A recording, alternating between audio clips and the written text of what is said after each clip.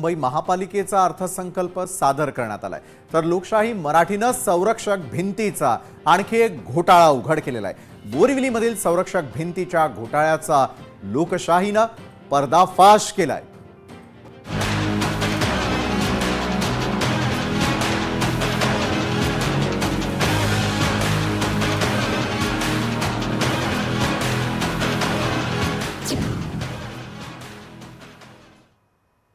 सर्वात श्रीमंत महापालिका म्हणून ओळख असलेल्या मुंबई महापालिकेचा अर्थसंकल्प सादर करण्यात आलेला आहे। महापालिकेचे प्रशासक भूषण गगराणी यांनी हा अर्थसंकल्प सादर केला।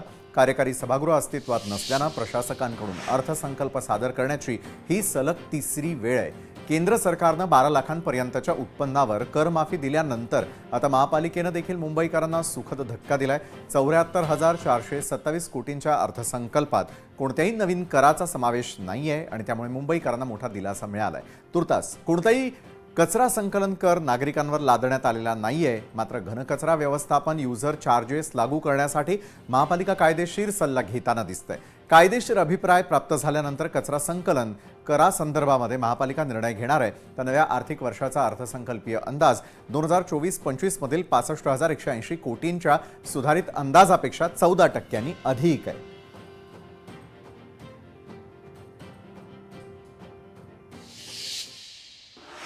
तर अर्थसंकल्पात मुंबईकरांच्या सोयी सुविधांसाठी किती निधीची तरतूद करण्यात आलेली आहे त्यावर अगदी थोडक्यात आपण नजर टाकणार आहोत। तर एकंदरीत मुंबईकरांसाठीचा हा संकल्प सादर करण्यात आलेला आहे। करवाढीपासून मुंबईकरांना तुर्तास दिलासा मिळालेला आहे। तर झोपडपट्टीमधील गाळेधारकांना कर भरावा लागणार आहे। मुंबईकरांसाठी असलेला अर्थसंकल्प आणि त्याचे महत्त्वाचे मुद्दे आपण जाणून घेतोय। रस्ते आणि फुटपाथसाठी 5100 कोटींची तरतूद आहे। तर कोस्टल रोडसाठी 1507 कोटींची तरतूद करण्यात आलेली आहे। दहिसर ते भाईंदर उन्नत मार्गासाठी 4300 कोटींची तरतूद। तर गोरेगाव मुलुंड लिंक रोडसाठी 1958 कोटींची तरतूद आहे। बेस्ट उपक्रमासाठी 1000 कोटींची तरतूद यामध्ये करण्यात आलेली आहे। त्यापाठोपाठ आरोग्यविषयक सोयी सुविधांसाठी 7000 कोटींची तरतूद करण्यात आलेली आहे। शिक्षण सुविधांसाठी 4000 कोटींची तरतूद आहे। तर पर्यावरण खात्यासाठी 113 कोटींची तरतूद करण्यात आलेली आहे। तर मुंबईकरांसाठी एकंदरीतच हा संकल्प म्हणजेच अर्थसंकल्प सादर करण्यात आल्यानंतर याच संदर्भामध्ये अधिक चर्चा करण्यासाठी माहिती अधिकार कार्यकर्ते अनिल गलगली यावेळेला आपल्यासोबत जोडले गेलेले आहेत। अनिल गलगलीजी, सर्वसामान्यांना अपेक्षा असते ती महापालिकेच्या या बजेटमधून आमच्या खात्यात काय पडणार आणि आमच्या खिशातून नेमकं काय जाणार याची सांगड घालण्यामध्ये यावेळेचा मुंबईकरांचा अर्थसंकल्प, मुंबई महापालिकेचा अर्थसंकल्प किती महत्त्वपूर्ण, त्यातील कुठल्या मुद्द्यांवरती आपण लक्ष वेधणार आहात? अनिलजी नाही, खरं पाहिलं तर प्रशासक आणि महापालिका आयुक्त भूषण गगराणी यांनी आर्थिक स्थैर्य आणि एक प्रकारच्या आर्थिक नियोजनाची सांगड योग्यरित्या घातलेली आहे। विशेष म्हणजे मुंबईकरांवरती कुठलीही करवाढ झालेली नाही आणि ज्या पद्धतीने घरोघरी आरोग्य तपासणी असून देत किंवा पीएपीच्या माध्यमातून 10,000 घराची निर्मिती आणि विशेष म्हणजे प्रधानमंत्री योजनेमधून सोलर पॅनल, कारण मुंबईमध्ये ज्या पद्धतीने महापालिकेची वेगवेगळी जी मालमत्ता आहे तिथे विजेच्या बिलाची सुद्धा सांगड घालणं आवश्यक होतं। तिथे सोलर पॅनल तरतूद केलेली आहे आणि याची विशेषता ही आहे की महसूल खर्चामध्ये जी 75% आधी 75% होतं त्यांनी कपात करत त्याला 42% पर्यंत आणलेलं आहे आणि भांडवली खर्च जे 25% होतं ते वाढवत 58% आणलेलं आहे।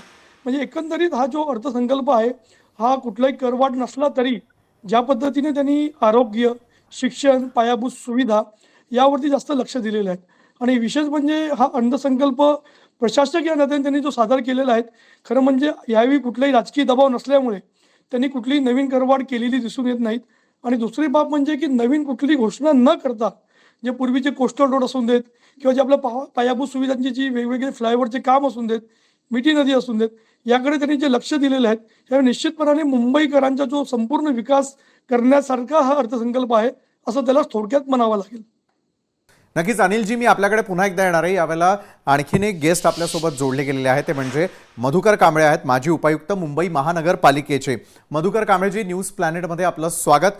आपल्यासाठी हा प्रश्न आहे की ज्या वेळेला कुठल्याही प्रकारचं आर्थिक नियोजन किंवा तरतूद करण्याची वेळ येते, त्यावेळेला मुंबईकरांसाठी असलेली ही आर्थिक तरतूद किती महत्त्वाची वाटते आणि गेले 3 टर्म ज्या प्रकारचा अर्थसंकल्प मांडावा लागतोय, त्यानंतर तरी आता मुंबई महापालिकेमध्ये सत्तांतर होणार, त्या ठिकाणी सत्ता येणार आणि त्यानंतर पुन्हा एकदा मुंबईकरांच्या अपेक्षा पूर्ण होणार, अशी आपण अपेक्षा करूयात. धन्यवाद सर.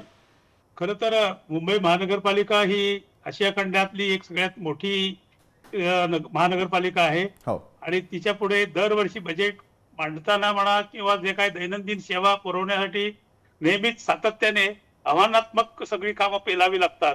आणि या वर्षीचा जो काय अर्थसंकल्प आहे 2025-26 चा, तो अतिशय भरीव आणि दमदार असा अर्थसंकल्प आहे, यात मला शंका वाटत नाहीये. आणि यामध्ये खरं तर नेहमी प्रशासकीय यंत्रणा ही त्यांच्यावरती नगरसेवकांचा म्हणा किंवा लोकप्रतिनिधींचा अंकुश असल्यावरतीच व्यवस्थित काम करतात असं आपल्याला वाटत असतं. तरी सुद्धा आता प्रशासक असताना सुद्धा त्यांनी ज्या काही जनतेच्या भावना आहेत, जनतेचे काही गरजा आहेत, त्या सगळ्यांचा सखोल अभ्यास करून विचारपूर्वक अशा पद्धतीने एक भरीव असा अर्थसंकल्प मांडलेला आहे असं मला मनापासून सांगावंसं वाटतं. आणि फक्त यामध्ये मी एवढंच म्हणेन की ज्या काही तरतुदी केलेल्या आहेत त्या तरतुदीचा योग्य पद्धतीने विनियोग होण्यासाठी खूप प्रभावीपणे जे काही यंत्रणा जे आहेत, मग आरोग्य खात्याचे असतील, इंजिनिअरिंग खात्याचे असतील, घनकचरा व्यवस्थापनाचे असतील, शिक्षण खात्यातले असतील, त्या अतिशय प्रभावीपणे वापरणं खूप गरजेचं आहे, जेणेकरून जो काय बजेट प्रोव्हिजन केलेले आहे त्याचा जनतेला, मुंबईकरांना प्रत्यक्षात खऱ्या अर्थाने त्याचा लाभ होऊ शकेल.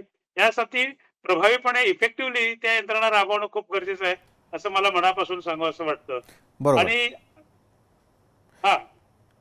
मी आपल्याकडे पुन्हा एकदा येईल. अनिल गलगलींसाठी मला पुढचा प्रश्न आहे की येत्या काळातल्या महापालिका निवडणुका त्या डोळ्यासमोर ठेवून करण्यात आलेला अर्थसंकल्प म्हणून पाहायचं की येत्या काळामध्ये आता खरोखर एका व्यवस्थित योग्य व्यक्तीची किंवा एखाद्या पक्षाची त्या ठिकाणी सत्ता येणं आवश्यक झालेलं आहे, कारण मुंबई महापालिकेचा कारभार आणखी सुधारणं, मुंबईकरांना असलेल्या समस्या बाजूला सारून, कारण मुंबईमध्ये अनेक विकास प्रकल्प या क्षणी सुरू आहेत, मात्र आमच्या समोरच्या समस्या या तितक्याच आहेत, त्या सोडवण्यासाठी आता महापालिका आणि येत्या काळातल्या निवडणुका किती महत्त्वाच्या आहेत. अनिलजी.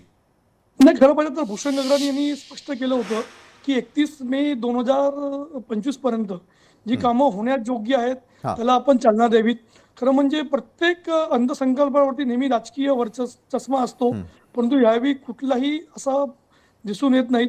आणि विशेष म्हणजे त्यांनी ज्या पद्धतीने त्याचं जे नियोजन केलेलं आहे, जसं आता कांबळे साहेबांनी सांगितलं, कारण आपल्याकडे सर्वात महत्त्व की विनियोग, कारण जो आपण बजेट म्हणजे ती तरतूद करतो त्याचा विनियोग होणं हे फार महत्वाचं आहे. त्यासाठी महापालिका अधिकारी असून देत, कर्मचारी असून देत किंवा जे सुद्धा सोशल NGOज असतील, त्यांनी कसं पाठबळ करणं ते सुद्धा महत्वाचे आहे. आणि विशेष म्हणजे आपण राजकीय अगर बोललो तर हा अर्थसंकल्प आणि राजकीय पक्षांचा काही मला वाटत नाही की काही संबंध असेल, कारण आता प्रशासकांचे राज्य आहे. आणि भूषण गगराणी यांनी योग्यरीते, जसं आता भूषण गगराणी, अभिजित बांगर, अमित सैनी, डॉक्टर बिपिन शर्मा, एक चांगले IAS अधिकाऱ्यांची एक प्रकारची एक ग्रुप बनलेला आहे, चांगल्या पद्धतीने डिलिव्हर करत आहे. त्याचा फायदा कसा मुंबईकर घेतील हा सर्वात मोठा प्रश्न आहे. निश्चितच आहे. मुंबईकरांच्या हितासाठी आता काय काय केलं जाते यावरती आपलं लक्ष असेलच. दोन्ही मान्यवरांचा धन्यवाद की न्यूज प्लॅनेटमधून तुम्ही आमच्यासोबत जोडल्या गेलात आणि मुंबईचा अर्थसंकल्प आणि त्याविषयी चर्चा केली त्यासाठी. लोकशाही मराठी ऐका, पहा, जागरूक रहा.